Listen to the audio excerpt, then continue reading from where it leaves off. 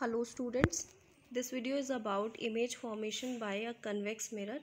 You know that we have two types of mirror, that is concave mirror and another one is convex mirror. So concave mirror की जो image formation हम पढ़ चुके हैं previous video में. Now in this video we only discuss about convex mirror image formation. And there are only two cases in this mirror because you know that this is a convex mirror. And जब हम इसको complete sphere बनाते हैं तो this is a centre of sphere और we can say that centre of curvature. And convex mirror के अंदर जो हमारे पास ये बल्ज आउट पार्ट है that is reflecting surface and जो इनर साइड है दैट इज़ पेंटेड.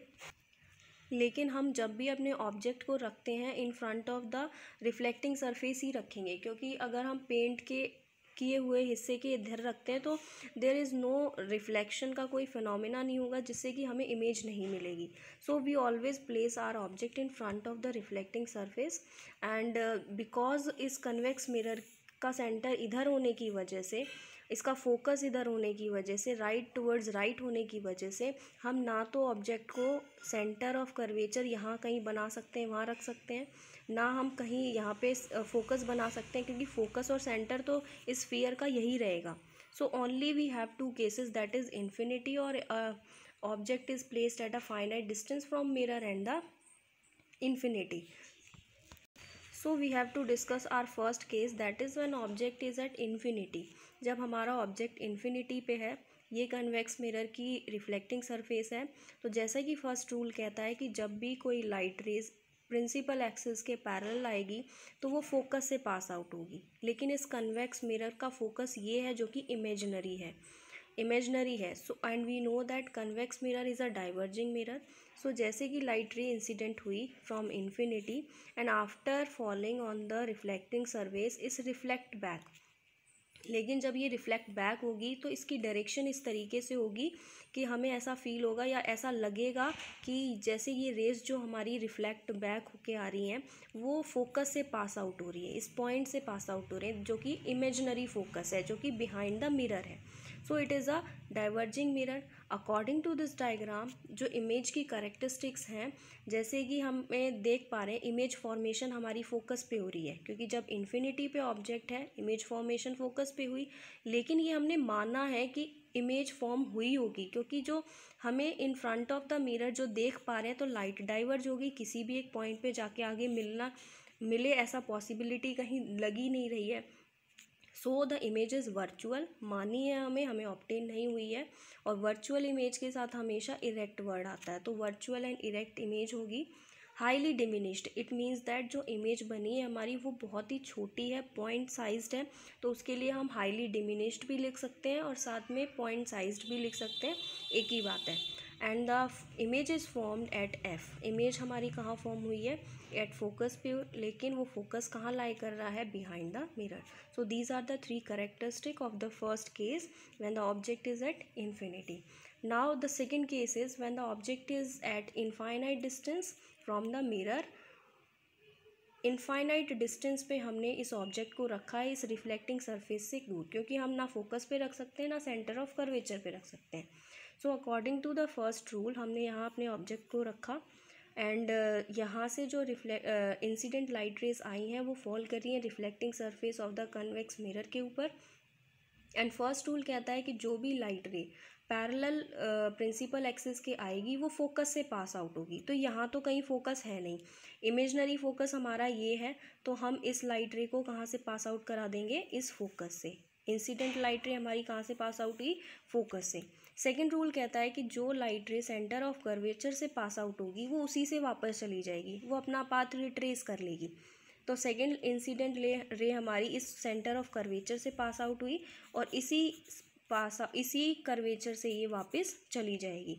और इस वाली जो लाइट रे हमारी फोकस से पास आउट हो रही थी उसको हमने पीछे एक्सटेंड किया, तो एक ऐसा पॉइंट मिला हमें जहाँ पे ये दोनों रिफ्लेक्टेड रेज मीट कर रही हैं. And that point is show कि इमेज हमारी वहीं पे फॉर्म हुई है. एंड इमेज फॉर्मेशन के केस में हम देख सकते हैं कि जब हमने अपने ऑब्जेक्ट को इस मिरर और इनफाइनाइट डिस्टेंस के बीच में जब रखा तो हमें इमेज पोल और फोकस के बीच में मिली, पोल एंड फोकस के बीच में मिली है। लेकिन बिहाइंड द मिरर मीन्स हमें मानना पड़ेगा कि बनी होगी, क्योंकि यहाँ से तो वो डाइवर्ज होती हुई हमें नज़र आ रही है, यहाँ इसको एक्सटेंड करेंगे तो ये डाइवर्ज होती हुई नज़र आ रही है।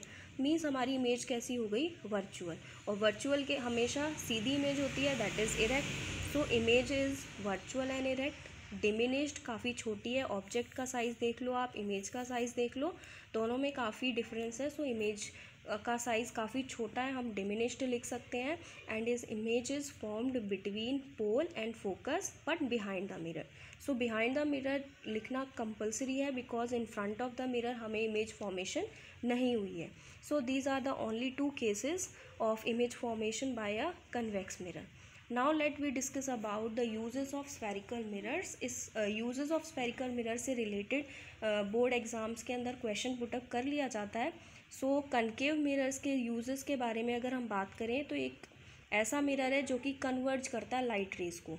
डॉक्टर्स के हेड मिरर की तरह यूज़ होता है, क्योंकि जब उनको डॉक्टर्स को किसी भी एक पॉइंट पे ऑर्गन को देखना होता है तो वो चाहते हैं कि सारी लाइट रे कन्वर्ज हो जाए उस पॉइंट पे देखने के लिए।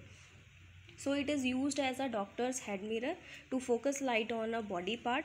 Second uses, it is used as a reflector in torches, searchlight, headlights of motor vehicles, etc. It is also used in shaving mirror and makeup mirror. Makeup mirror और shaving mirror में आप जो use करते हो, आप जो भी mirror use करते हो, that is concave mirror. Now the convex mirror के जो यूजेस हैं, it is used as a reflector in street lamps. जैसे कि आप देख सकते हो स्ट्रीट में जो लैम्प्स लगी हुई होती हैं उसकी रोशनी चारों तरफ स्प्रेड होती है। अगर वो स्ट्रीट लैम्प सारी रोशनी को मिला के एक पॉइंट पे इकट्ठा कर दे, कन्वर्ज कर दे, तो क्या वहाँ पे उस एरिया में कंप्लीट लाइट फैल पाएगी? इसीलिए वहाँ पे कन्वेक्स मिरर का यूज़ किया जाता है, ताकि उस पूरे पर्टिकुलर एरिया में जहाँ पे स्ट्रीट लैम्प्स का यूज़ हो रहा है उसमें कन्वेक्स मिरर का यूज़ किया जाता है, ताकि वो लाइट रे सारी जगह पे स्प्रेड हो जाए और वहाँ पे रोशनी रहे, अंधेरा ना हो। So it is used as a reflector in street lamps. Another most important use is it is used as a rear view mirror. ये क्वेश्चन के फॉर्म में भी पूछ लिया जाता है कि which mirror is used as a rear view mirror and why. So rear view mirror इसीलिए हम यूज़ करते हैं कन्वेक्स मिरर को as a rear view mirror, क्योंकि ये इरेक्ट इमेज दिखाता है। इसकी साइज़ जो होती है image formation by a convex mirror is much smaller than the object. It have a wider field of view as they curved outwards. अगर इस चीज़ को हम एक एग्जाम्पल को लेकर समझना चाहें तो जैसे कि आप कोई भी व्हीकल ड्राइव करते हो तो आप उस व्हीकल के साइड में जो मिरर होता है उसके अंदर कन्वेक्स मिरर यूज़ होता है। वो इसीलिए होता है क्योंकि जो पीछे से कोई भी ऑब्जेक्ट या पीछे से कोई भी अनदर व्हीकल आ रहा है आप उसको उसके अंदर सीधी इमेज देख पाते हो, क्योंकि कन्वेक्स मिरर सीधी इमेज देगा। अगर आप कार ड्राइव कर रहे हो और पीछे से एक और कार आ रही है और आप उसके अंदर कनकेव मिरर यूज़ करते हो कार में, तो वो कनकेव मिरर हमें रियल एंड इन्वर्टेड इमेज देगा। मीन्स जो पीछे से कार आ रही है वो आपको उल्टी नज़र आएगी, और कनकेव मिरर हमें स्मॉल साइज़ की और लार्ज साइज़ की इमेज भी देता है। तो अगर वो कार आपको उसके साइज़ से ज़्यादा बड़ी या सेम साइज़ की नज़र आए तब भी आप कंफ्यूज होगे। इसीलिए कन्वेक्स मिरर का यूज़ किया जाता है, ताकि पीछे से जो भी कार आ रही है जब आप ड्राइव कर रहे हो तो आपको कार बिल्कुल इरेक्ट दिखे, सीधी दिखे, साथ में उस कार का साइज़ थोड़ा छोटा दिखे, और साथ में आप उसको देख के उस पीछे वाली कार को अपने कन्वेक्स मिरर में देख के अपनी पोजीशन को या आप जो ड्राइव कर रहे हो आपकी वे ऑफ ड्राइविंग को आप थोड़ा चेंज लाना चाहते हो या फिर टर्न कराना चाहते हो, वो आप उसके अकॉर्डिंग एडजस्ट कर सकते हो। So this is all about image formation by a convex mirror and uses of spherical mirrors.